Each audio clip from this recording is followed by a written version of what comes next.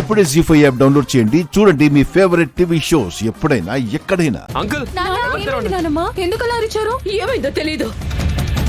లోపల బావగారు పోయి ఉంటాడంట వాగ్నదేవ్. పోయినట్టే ఉన్నాడు వైదిక.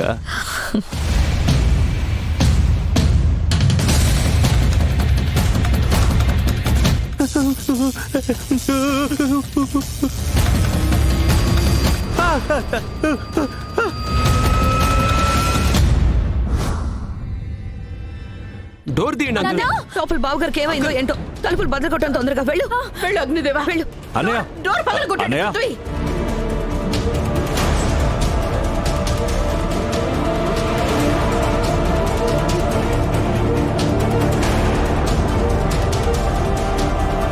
శివ, శివదేవా, అంకుల్ ఏమైంది? అంకుల్ ఏమైంది నాన్న? ఏమైంది? బావగారు ఏమైంది శివదేవా? ఏమైంది? ఎందుకు అలా భయపడుతున్నావు? ఏమైంది?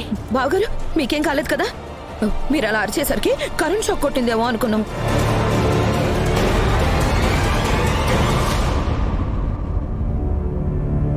వైదికమ్మ గారు, బాత్రూంలో నుండి అరిస్తే కరెంట్ షాకే కొట్టుండొచ్చు అని అంత కరెక్ట్గా ఎలా అనిపించింది వైదికమ్మ గారు?